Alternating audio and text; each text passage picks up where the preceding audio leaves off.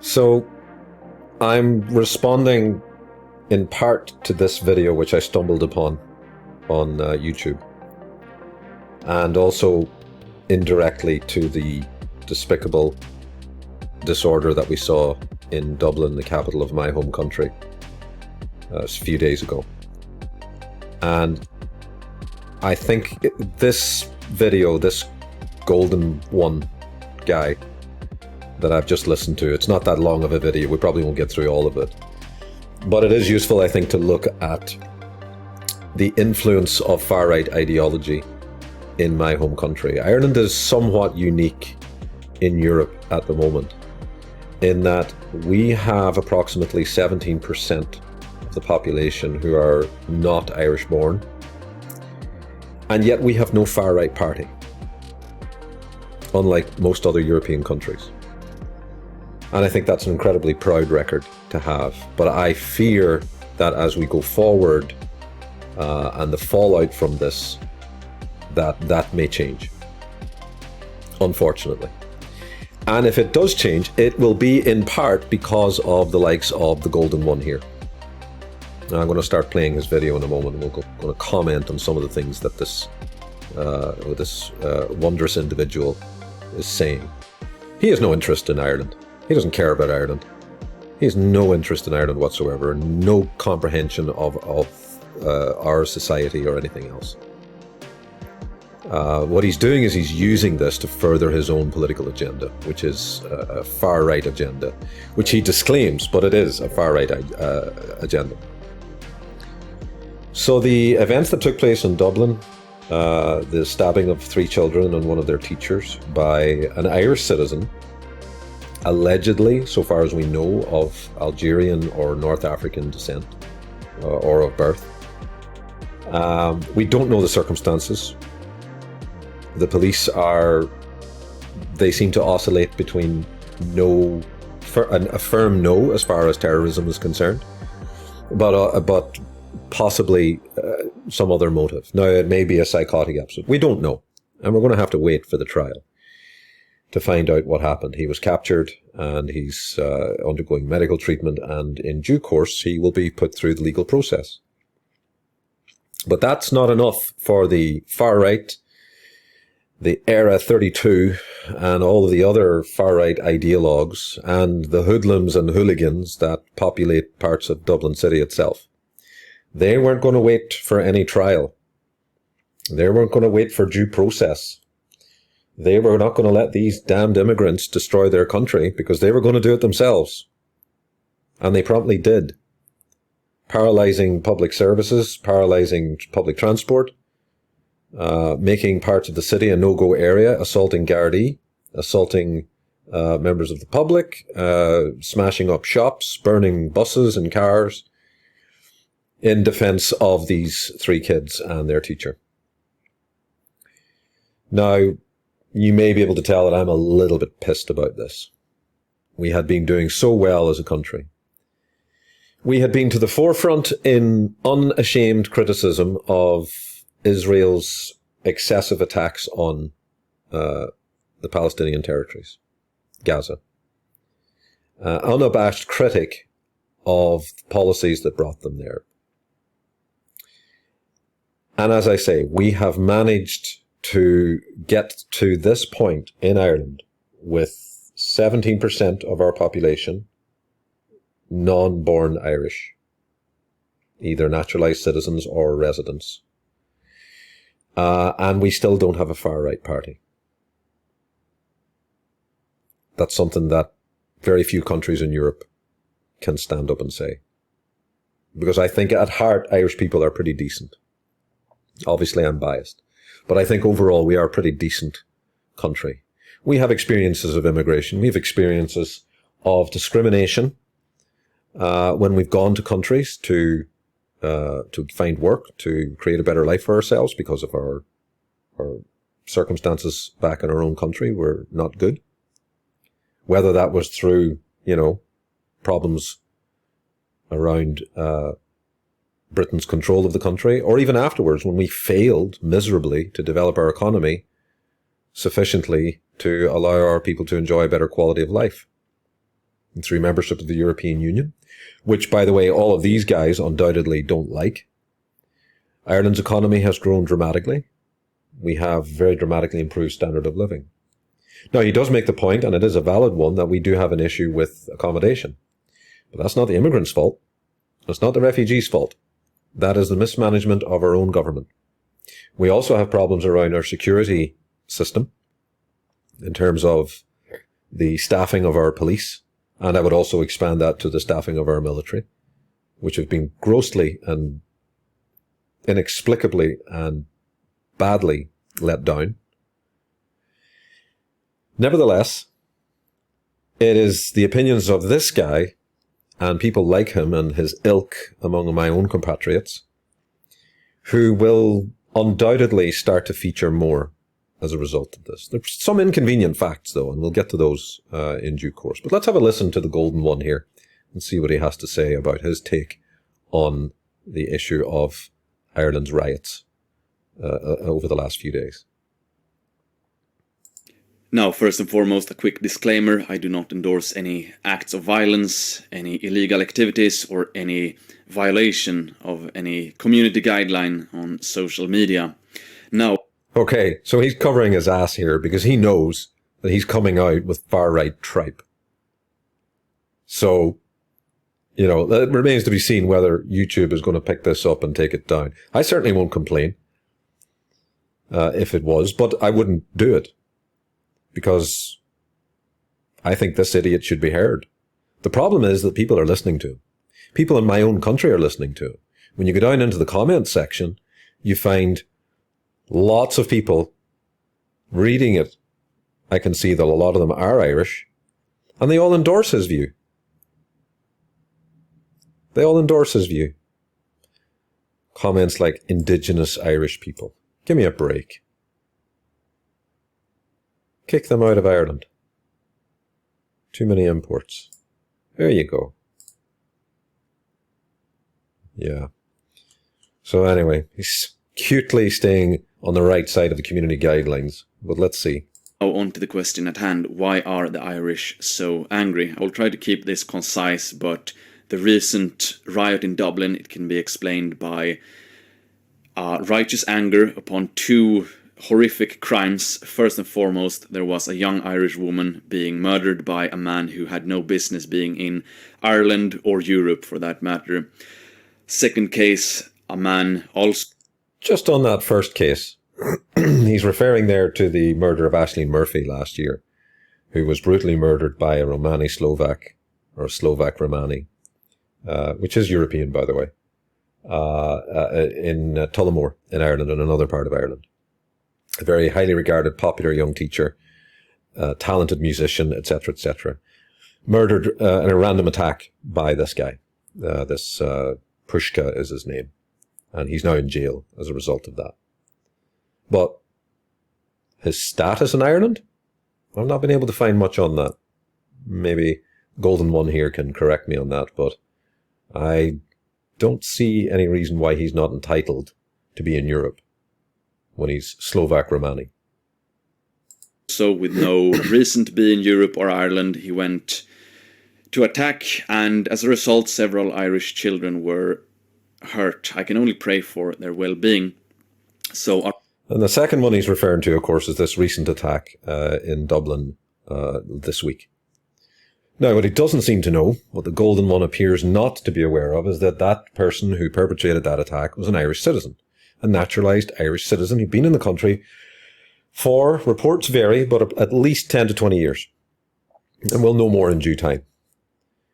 So he has a right to be in this country, in Ireland, because he's a naturalised citizen. So I'm not sure where Golden One's coming from here. And the thoughts and prayers, give me a break. A righteous anger, of course, was felt. If you don't feel anger when you hear tragedies like this, if you're a man, especially if you're an Irish man, if you don't feel anger, I can only encourage you to go and get your testosterone checked, because something is awfully wrong with you if you don't feel anger when... This is a pretty popular trope within the far right. Masculinity. If you don't feel anger. What a stupid remark. Of course people are angry when children are killed. or injured. But this betrays the patriarchal, masculine, traditional authoritarian view of manhood within elements of the far right. Tragedies like this occur. Now, another reason we can explain the Irish anger. Now we can look at the last decade or so. There's been a great housing crisis, and basically many Irish families have been evicted from their homes because the banks have really needed those houses because the families couldn't pay their mortgage or whatever it might be. Throwing people out on the street, not particularly good, not what a civilized society does. The Irish state could have stepped in, but instead they saved that money so they could spend that money on housing so-called refugees, which in this case means fighting age young men coming in, getting well treated to hotels, to nice estates. Meanwhile, the Irish families are being evicted onto the streets. So, okay, I really question this guy's intellect at this point. He's clearly done no research on this at all. He's picked up stuff from some ridiculous source. Very few people were actually evicted from their homes. Repossessions were actually quite low relative to the housing crisis that happened. The housing crisis happened from 2008 onward because large numbers of people were overburdened with debt. And yes, a few people were not able to hold on to their houses. And they were evicted because they didn't pay their mortgages, because they couldn't afford to pay their mortgages. But then to go on and say that the Irish state got these people kicked out of their homes so that they could replace them with fighting age men from abroad, immigrants, refugees, is utter rubbish. That is a false claim.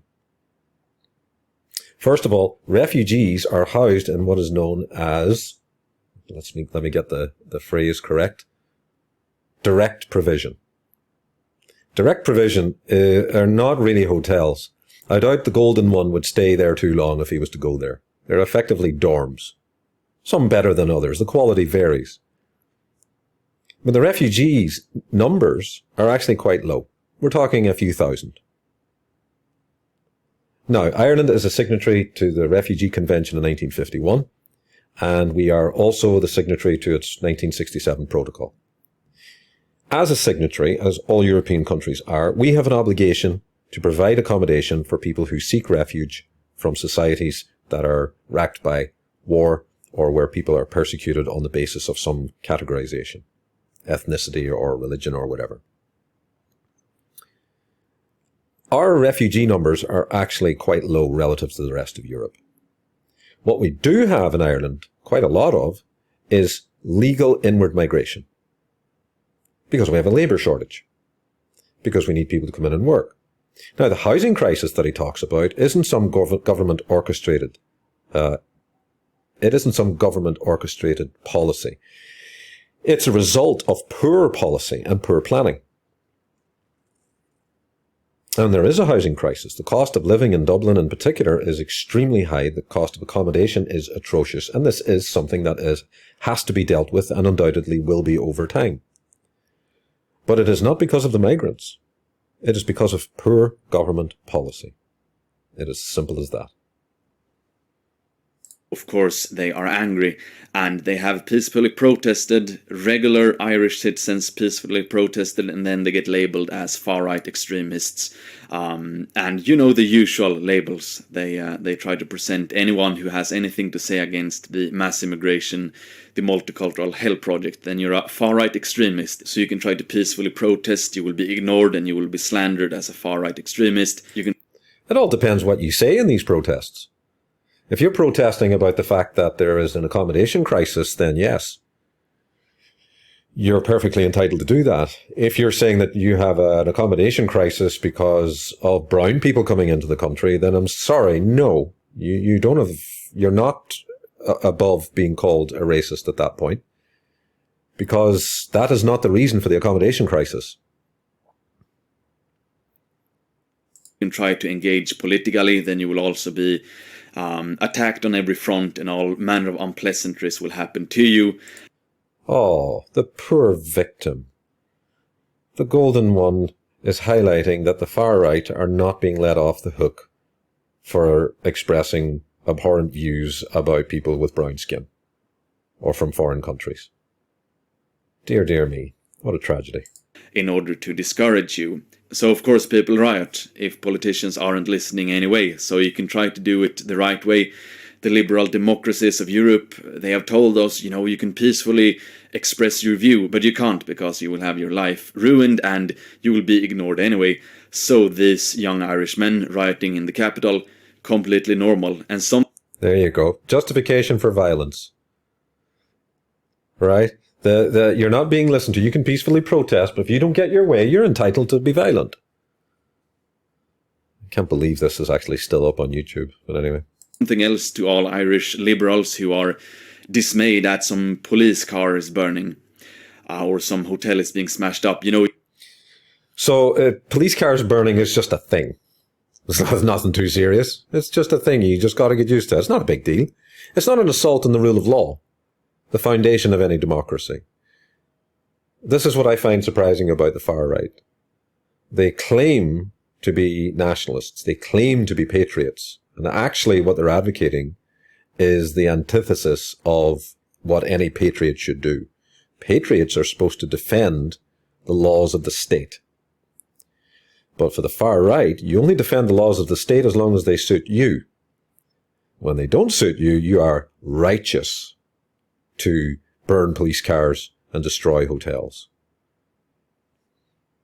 These young men were not heroes. They were assholes. You can order a new police car and you can repair the hotel, but you can't bring back the victims of these crimes. You can't.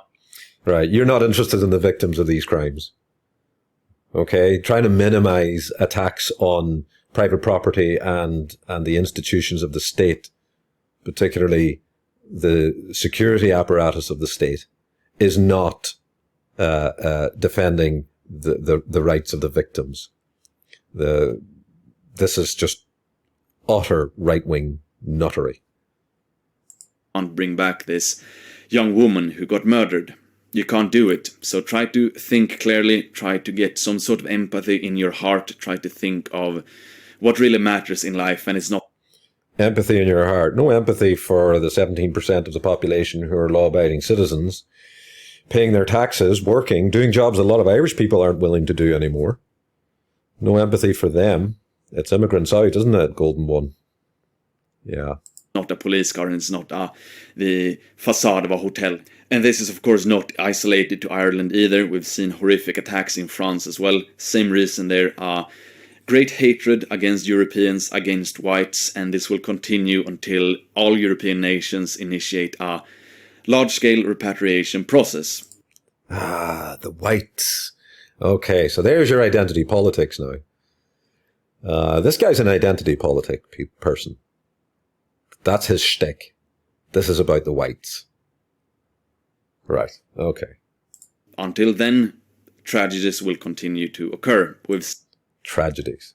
Seen this for the last few decades now. Nothing new. Where will it happen next time? Who knows? Maybe it will be Sweden, maybe it will be France, maybe Ireland again. It will continue until European nations initiate a large-scale repatriation process. So, that all being said... Large-scale repatriation process. And how exactly would that manifest itself? What criteria do you use? All right, this guy is now officially an idiot, right? Because you simply can't do that. We're talking about multiple generations of people.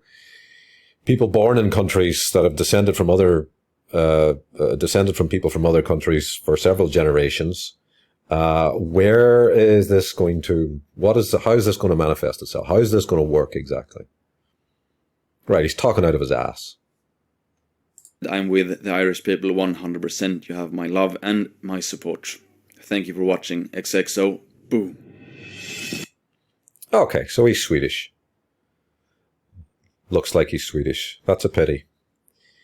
But there's one inconvenient fact here that people of his ilk, especially people who are uninformed about the realities of violence against women in particular in Ireland, and I suspect in other countries as well. But let's stick with Ireland, and it's this little inconvenient fact here.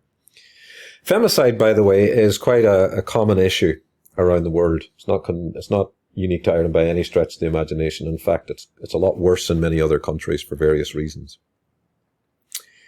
But this article in the Irish Times, which was published last year after the death of Aisling Murphy, inadvertently blows a huge hole in the Golden Ones argument. Everything is focused on the murder of Aisling Murphy in this video of the Golden Ones. It's all about that poor Irish woman who was killed by that nasty foreigner. And this article goes to great pains to detail and highlight the crimes against lots of other women in Ireland from 1996 onward. And here's the kicker, guys. Most of the people who carry out these murders of Irish women in Ireland are carried out by Irish men. Very often by Irish men who are known to the victims. She gave the guy a lift from her sweet shop, and he stabbed and raped her because he was a regular customer. Former friend, Anthony Butler, Irish. And there's 239 cases, and the vast majority of these, the vast majority, are women who've been murdered by people that they knew. And in most cases, those people are Irish. Irish. Not foreign. Irish. Irish men killing Irish women.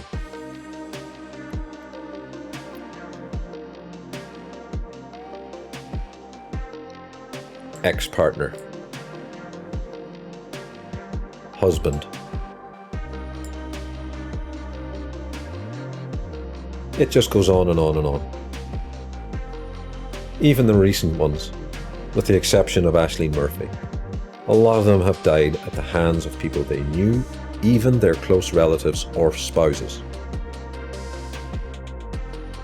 So, Golden One, I'm sorry, you're full of shit. It's evident to me that you're just a far-right twat. And you're just using this to further your own ideology and your own ambitions. So, yeah.